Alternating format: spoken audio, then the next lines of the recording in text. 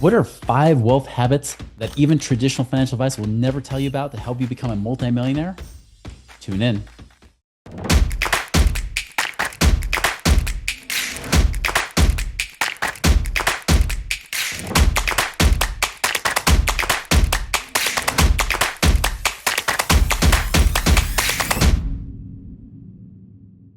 Hello, my fellow Ripplers. This is Chris Miles, your cash flow expert and anti-financial advisor. This show is for you. You've worked so hard for your money and you're now ready for that money to start working harder for you today. You want to become work optional, where you work because you want to, not because you have to, because you have enough passive income coming in to be able to cover all your family's needs and then some.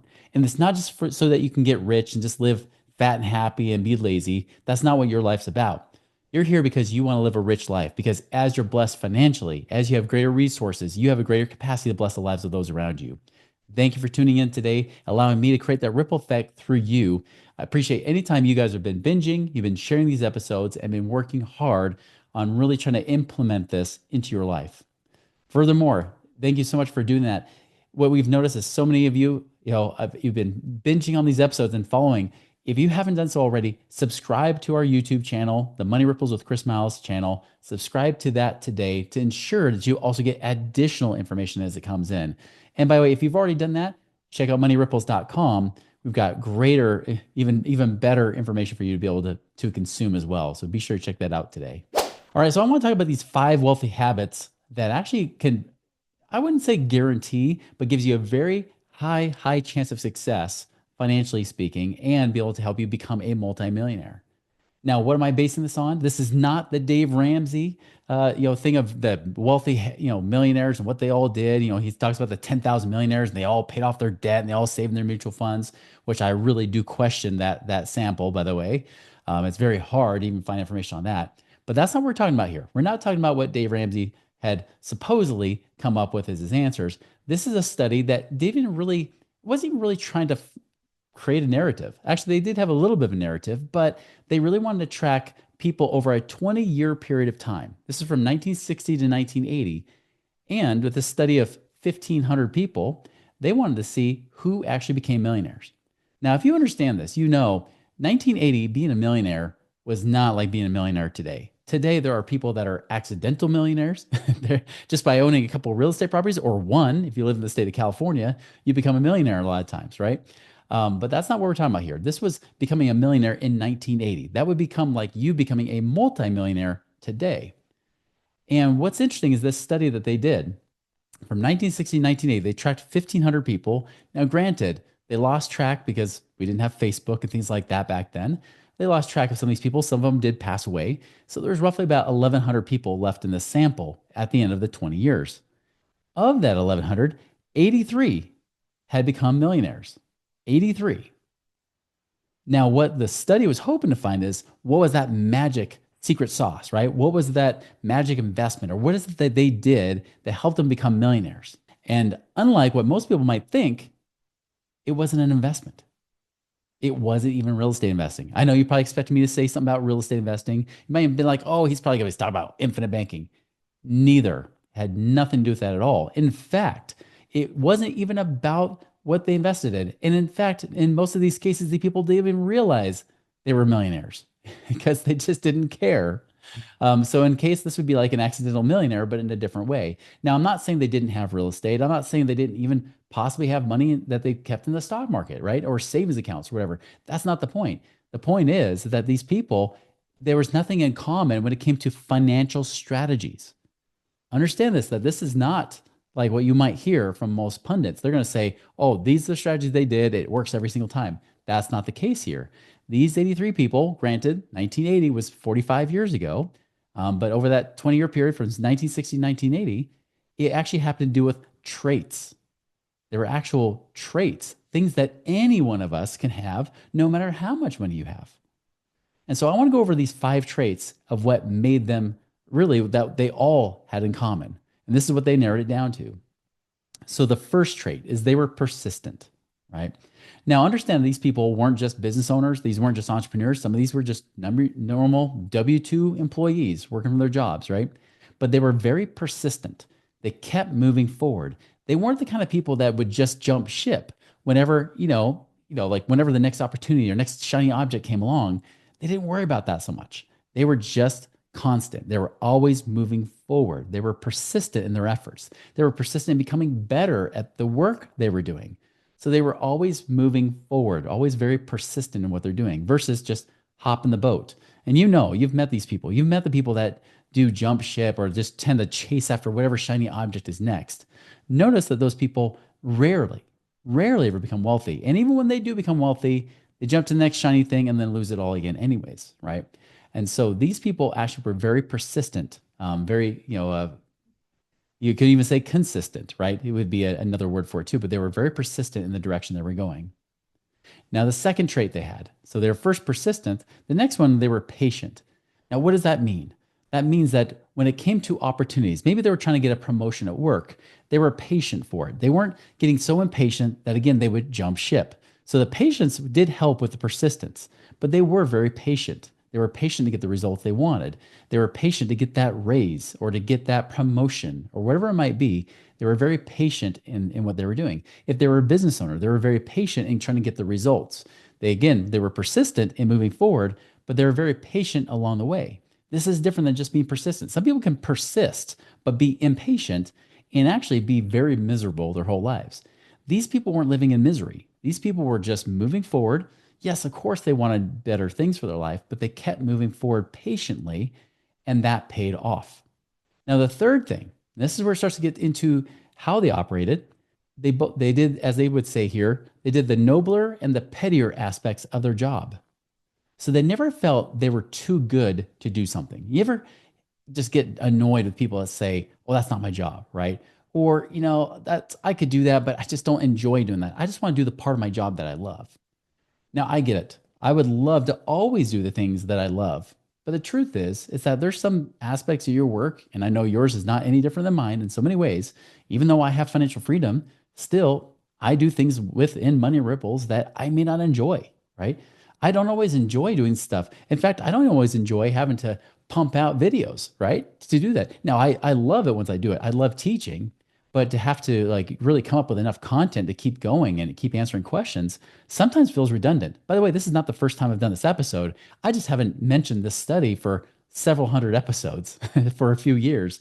So as a result, most of you have never even heard me talk about this stuff before because it was mentioned so long ago. I used to bring this particular study up more often, and I just remembered it the other day thinking, you know what? I think it's about time we talk about this because it is so important.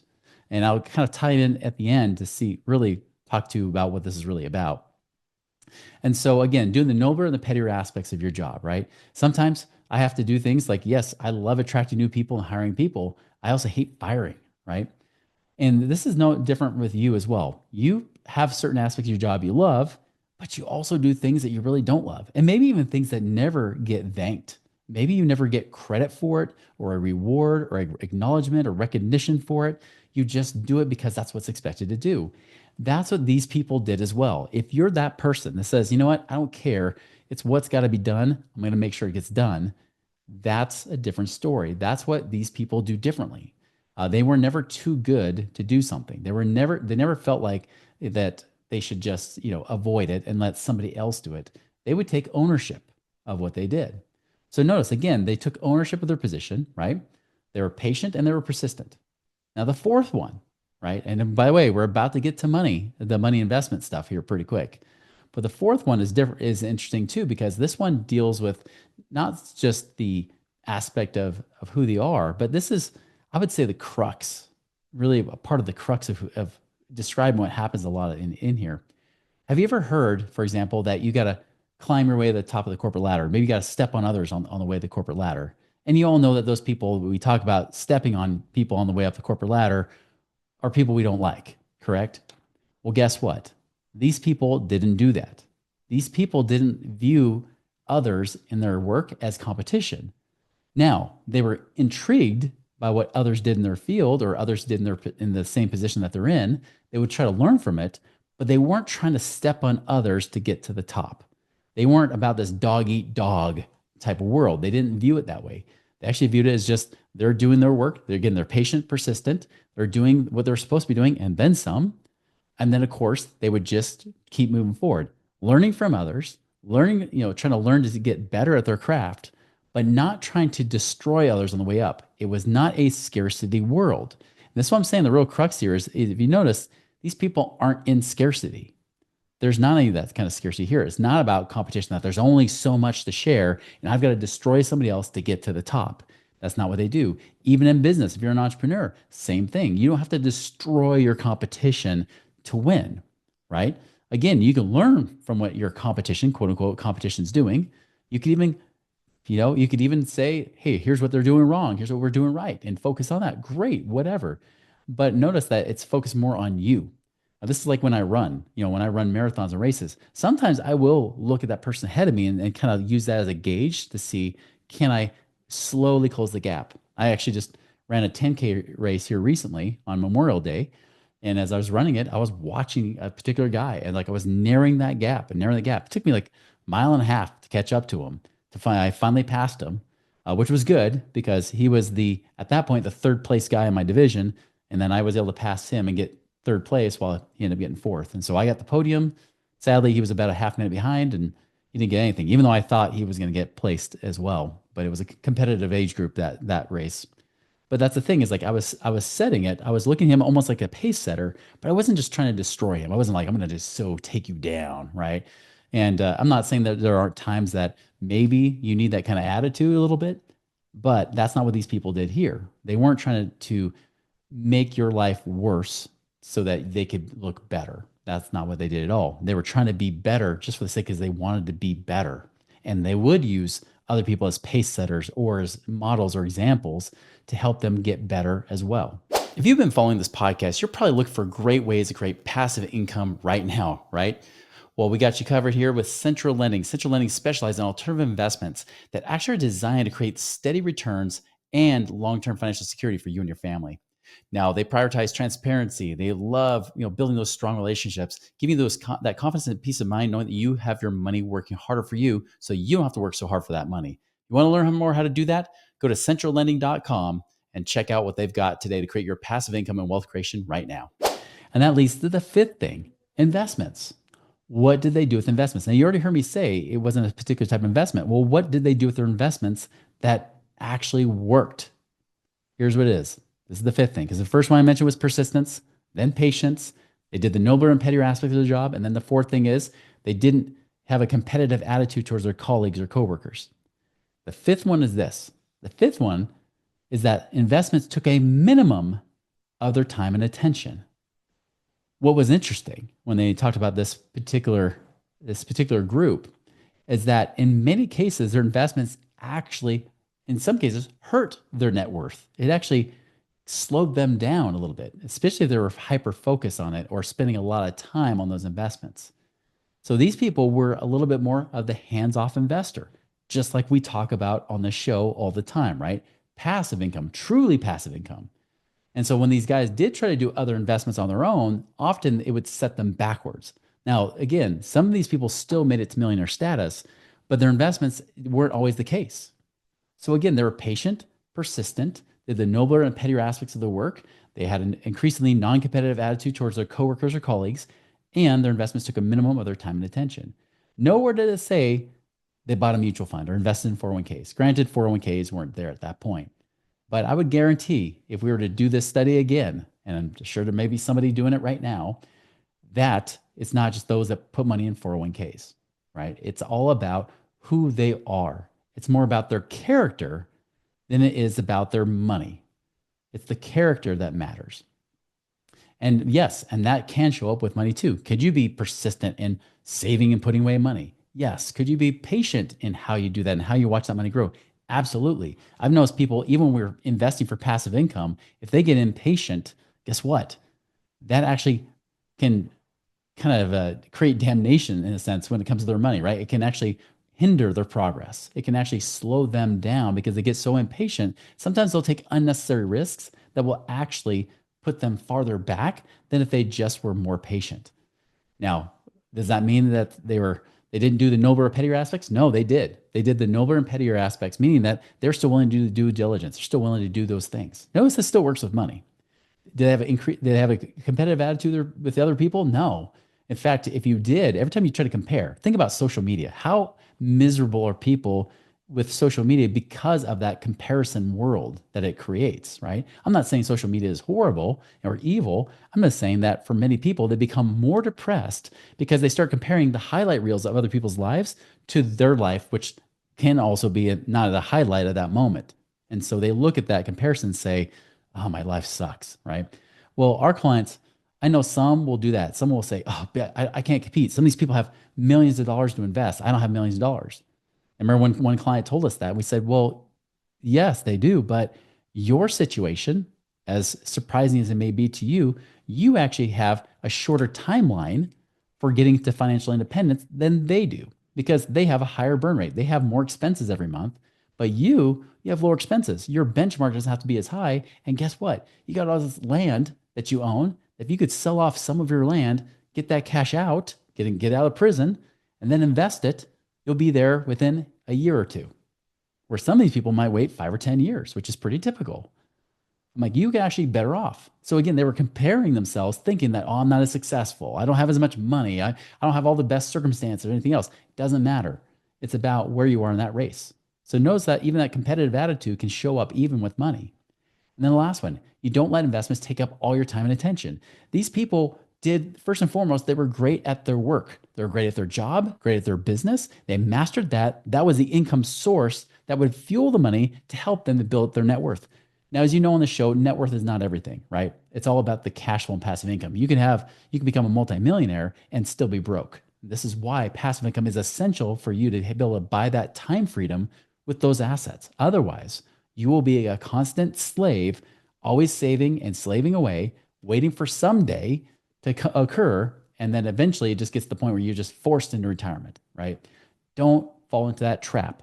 Too many tens of millions, if not hundreds of millions of people have fallen into that same trap and become really just enslaved the rest of their lives. And then finally, when they are able to enjoy the wealth and money they have limited number of years to enjoy it. And at that point, their health conditions have changed, other situations have changed to where a lot of their time has passed them by. Do not make that mistake. Do not let time pass you by because you're just trying to build up net worth and just try to become a multimillionaire. Better yet, become a multimillionaire, especially when you use alternative investments, can get you there faster. And having multi-millions, if that were even to pay you 10% a year, guess what? That can pay you into hundreds of thousands a year as being a multimillionaire versus maybe tens of thousands a year, saving it in your 401ks and IRAs. That is the difference. It's all about income. So again, investments take a minimum of time and attention. Now, I said to kind of wrap this all up with a bow, notice that these traits, what they really come down to is abundance. It's that abundance mentality that means everything. That is the true secret to wealth, not just for wealth of money, but also happiness. Think about it. If you're constantly, not persistent, always jumping from track to track to track, always trying something new, right? Yeah, it might be exciting at first, but eventually you're going to get burned out and start to wonder, should I have just stayed on that same track and persisted? Were you patient enough? Or did you get impatient and make rash decisions that, of course, cost you your money, setting you back more years, just prolonging your pain? Also, when it came to doing what needs to be done, right? Did you do what needed to be done? Doing the nobler and pettier aspects, not because you're like in the space of you feel that you're too good or too much pride. No, you were in a state of humility. You're in a state where you said, I just got to do what needs to be done. And I may not enjoy it, but it does need to be done. You take that ownership mentality. You're a steward. Notice that you're a steward of your time, your talents, and your resources and means and money and everything else. You're a steward of that. Be willing to do that. And then, of course, you don't have that competitive attitude. Yet again, it's not about comparison and pride. I notice with pride, people, it's a pit or pedestal type of thing. Either you're on the pedestal looking down at everybody else, which is not a good place to be, or you cast yourself in the pit, like that client I mentioned, while looking everybody else up on the pedestal. Get rid of the pedestal. Get rid of the pit. Just stand on the same ground. We're all in this together. We're all on the same path, the same journey towards greater freedom, greater independence, greater control of our money, right? Trying to create more things with it. That's what we're here to do. And you need to have that abundance mentality, that stewardship mentality, so that then you can actually make greater things. And that's why you don't want investments that take up all your time and attention, because it takes you away from the God-given gifts and abilities you have to bless more lives, because you're focused so much on trying to become a full-time investor. Now, if you really feel like that's your calling, great. But I would tell you, in my experience, most people don't feel called to become a full-time investor. If at most they want to be a very, very part-time investor, and I mean very part-time investor, if anything. Some don't mind being full-time because they enjoy it. It's the thrill and that's their thing. But so many people, that's not the case. Many people we work with, that's not the case at all. They want to just be able to do what they want, do what they love with those that they love, and be able to do whenever they want to do it, right? They want that freedom and that control of their life back. So again, remember those 5 traits. When you start feeling discouraged, when you start feeling like, how do I actually get there? Maybe you're already there. Maybe you're already a multimillionaire. Great. But remember this, if you want to create greater wealth, greater stewardship in your life, you want to be a better, wiser steward of the resources you have. Remember to be patient, persistent. Remember to do the nobler and pettier aspects of your work, to also not be competitive with everybody else, but use them as pace setters. And then, of course, remember that your investments should not take all your time and attention away from doing the very things that you're supposed to be doing, maybe even called to be doing as well. That is the real key to wealth, not just financial wealth, but I also would venture to say, even arguably, your own happiness is all tied to these same things. So go and make it a wonderful and prosperous week. We'll see you later.